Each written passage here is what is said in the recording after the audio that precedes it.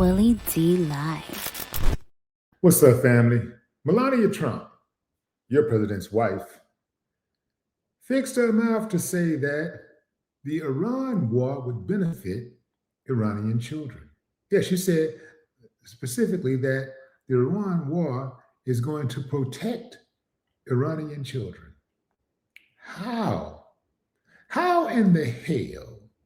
I ain't got it in my face, so let me just pretend that I'm looking at her, talking to her directly.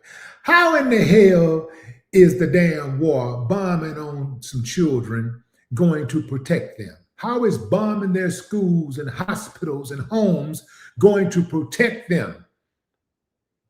Good Lord, man. Look, I told y'all, fam,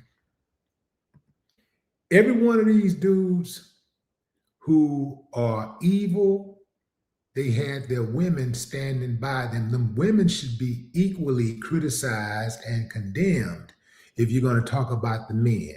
Going all the way back to slavery and beyond. The women was right there protecting them the entire time. They were enabling them. They gave them sex. They gave them children. They fed them. They praised them when they went out and did wicked things. They washed the blood from their hands. They washed their bloody clothes. They provided alibis, lies. Yes, they encouraged them. They taught them. They raised them. And more importantly, fam, they birthed these uncivilized mutts. Yeah. Man, say, fam, we in trouble, man. We are in grave trouble. This is bad. And we already knew that, though. We historically, fam, conflicts, especially modern ones that are meant to liberate children, they tend to disproportionately harm children because children are amongst the most vulnerable in our society. And we start talking about war, they're the first ones to be displaced. It creates a refugee crisis. Kids lose access to food, healthcare, education. Oftentimes they lose their parents during war. They lose their guardians during war. And let's not talk about the trauma and injury and death that occurs to children. So you're talking about going in here, liberating children, but you're killing them at the same time? Nah. Even when these countries go in and invade or they have some type of military intervention in the name of liberating the people, there's always the long-term effect that nothing will come good of it. Like nothing over a long. First of all, you have the immediate impact of what happens. And that is invariably straight tragedy, just all around you, nothing but chaos, mayhem, destruction. Like after a war, nobody says immediately after a war, hey, okay, now we're free. Everything's good now. Like, no, man, people can't eat. They don't have shelter.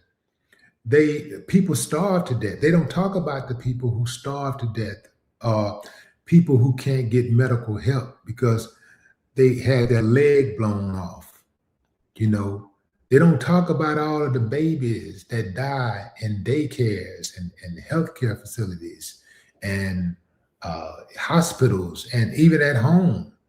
They're not going to show you that part, but guess what's going to happen this time around? It's being shown because we have the internet and social media and we got these camera phones. So all of that death and destruction is going to be shown in 4K. They're not going to be able to hide it. They can say one thing all they want, but the truth is the opposite, and the opposite will be revered.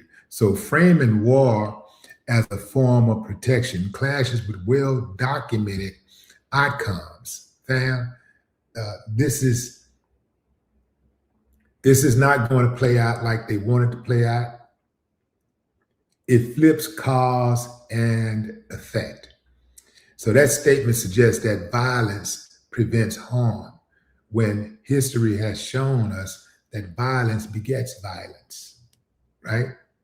It creates dangerous situations, people being displaced. There are people who are, in times of war, their bodies are never discovered. Never discovered. You're talking about mass graves. The United States, I do believe, think this is some type of game. They think this is some type of game of Monopoly or something. Like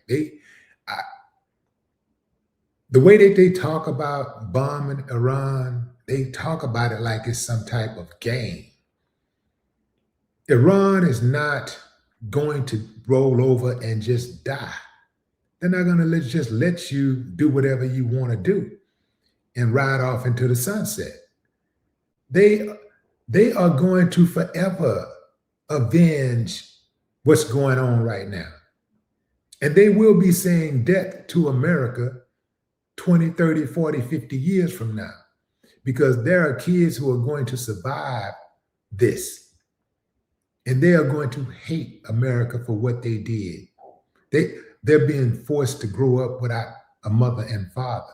They're going to be forced to grow up without family at all. Then this is the one, and this is for the ones who might be lucky enough to survive, if you want to call it luck. So all this stuff, talking about going in to Iran and eliminating the world's greatest terroristic threat, it can sound like moral justification for the conflict. But let me tell you something, fam.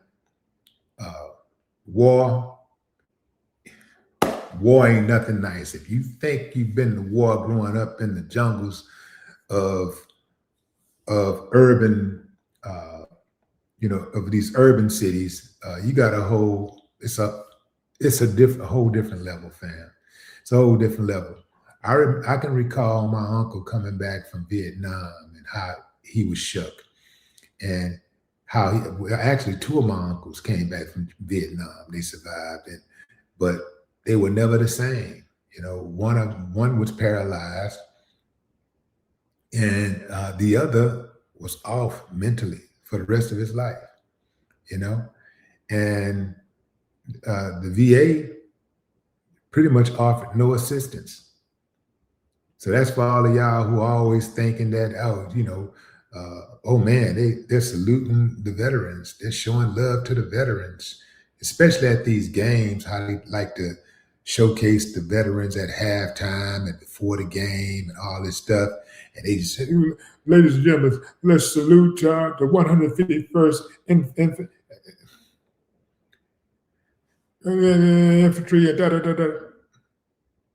And then immediately everybody was like, it's just a show.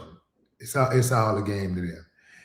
They do all of that stuff, and then right after the ceremony, they're like, all right, get your ass on out of the way, man. All right, let's get this game on the road. And they forget all about it. See the service members on a plane or something, or at a grocery store. Hey, thank you for your service. Thank you for your service. But they don't really believe that, because those servicemen allegedly are fighting for liberation. They're fighting for people's rights, including the rights of fellow citizens. But yet the same person that's screaming, thank you for your service, are trying to subjugate and oppress others who don't share their beliefs, who don't look like them. They're trying to suppress them. They're trying to oppress them. So when they say thank you for your service, their hypocritical asses are just talking. It's just lip service. That's all it is. It's only lip service. It's a cold game, man. Melania Trump is part of the problem. She's Donald Trump's wife. She enables him. Everybody out there, every man out there who got a wife, even if he's the most domineering wife, his wife has some power over the decisions that he makes. She has some power over the decisions that he makes. And you got to know that if this dude is unhinged the way he is and she's with him, then she's part of the problem too. You know, they say silence is consent. At the very least, her silence tells us that she's consenting to his actions. No more talk.